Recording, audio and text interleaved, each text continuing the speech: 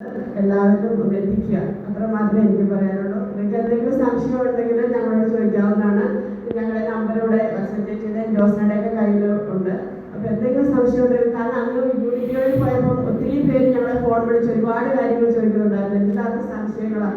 ഒട്ടും പേടിക്കാനില്ല. കാരണം അവസാന ഘട്ടത്തിലേക്ക് എത്തിക്കഴിയുമ്പോഴാണ് നമുക്ക് മോർ കോംപ്ലിക്കേറ്റഡ് ആവുന്നത്.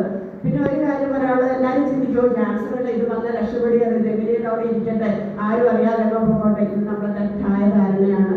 കാരണം എന്താണെന്ന് വെച്ചാൽ അവസാന സ്റ്റേജിൽ എത്തിക്കഴിയുമ്പോൾ നമ്മുടെ കുടുംബത്തിന് നമ്മളൊരു ബാധ്യതയാവുകയാണ്. ഇത് പെട്ടെന്നൊന്നും അങ്ങനെ പോകുക, അല്ലെങ്കിൽ മറ്റുള്ള അവയവങ്ങളെ വ്യാപിച്ച് നമ്മൾ അവസാനമാകുമ്പോൾ വലിയ ബുദ്ധിമുട്ടുകൾ നമുക്കുണ്ടാകുന്നു. അതുകൊണ്ട് തുടക്കത്തിലെ കണ്ടെത്തി ചികിത്സിക്കാൻ കഴിക്കാതെ മറ്റുള്ള ലൈഫ് സ്റ്റൈൽ രോഗങ്ങളെക്കാളും, അതായത് ഷുഗർ, പ്രഷർ, അങ്ങനെയൊക്കെയുള്ള അസുഖങ്ങൾ നിങ്ങൾ ജീവിതകാലം മുഴുവൻ മരുന്ന് കഴിക്കണം അല്ലേ, അങ്ങനെ ഒന്നും പിടിപെട്ട് കഴിഞ്ഞാൽ. പക്ഷെ ക്യാൻസർ വന്നു കഴിഞ്ഞാൽ പ്രത്യേകത എന്ന് വെച്ചാൽ അതിൻ്റെ ട്രീറ്റ്മെൻറ്റ് കഴിഞ്ഞാൽ ജസ്റ്റ് ഒരു ഫോളോ അപ്പ് മാത്രം മതി നമുക്ക്. അപ്പം അതുകൊണ്ട് എല്ലാവരും ഈ അവസരം പരമാവധി പ്രയോജനപ്പെടുത്തുക. നിങ്ങളുടെ യൂണിറ്റുകളിൽ എല്ലാവരോടും പറയുക.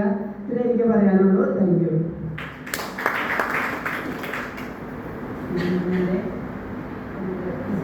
ക്ലാസ് എടുത്തു.